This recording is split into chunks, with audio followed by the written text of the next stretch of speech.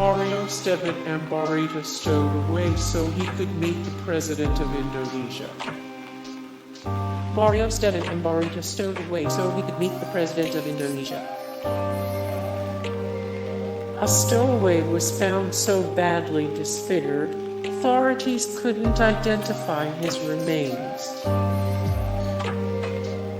Two men stowed away on a flight to London and only one survived. In 2015, Carlito Vale fell to his death from the wheel well of a plane onto a roof in Richmond, England. The plane was headed to London from South Africa. There was also another stowaway on the same plane who was taken to the hospital in critical condition after authorities discovered him. It's very surprising that Vale's friend survived the flight.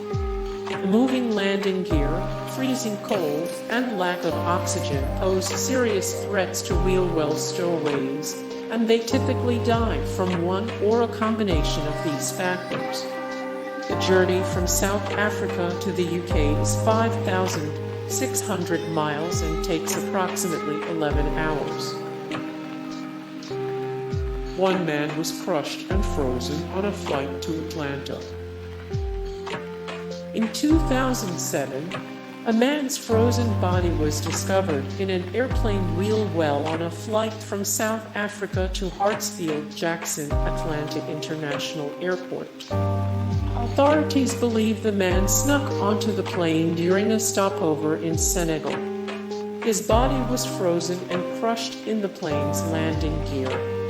He died either from very cold temperatures or from a lack of oxygen. After the plane took off, the FAA alerted Delta there might have been a stowaway on the plane, but it was too late to turn the aircraft around. A stowaway wanted for kidnapping died trying to escape his criminal past. Wanted on kidnapping charges in Antigua, 30-year-old Trevor Jacobs snuck aboard a flight to Trinidad in February 1998. Maintenance workers discovered him frozen in the wheel well of the plane. Jacobs snuck into a small space through the landing gear of an MD-80 and died sometime during the flight.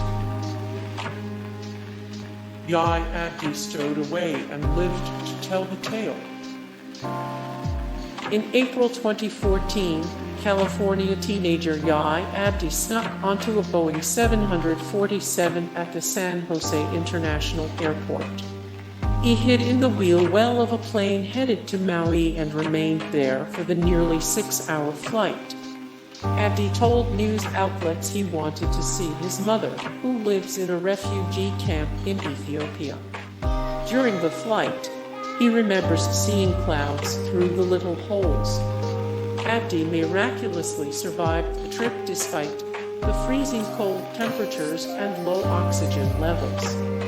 He spoke to his mother by phone for the first time in 8 years when authorities investigated the case. Keith Sapsford's fall was captured on camera. In 1970, John Gilpin, an Australian photographer, captured the moment 14-year-old Keith Sapsford fell 200 feet from the wheel well of DC-8 owned by Japan Airlines. The young boy likely fell from the aircraft when the landing mechanism shifted. Gilpin accidentally snapped a photo of Sapsford falling, but he didn't discover the image until he had his film developed 2 weeks later. Hey guys, thank you so much for the support and likes and comments down below, and also thank you so much for watching, and I look forward to see you in the next video. Then take care, bye.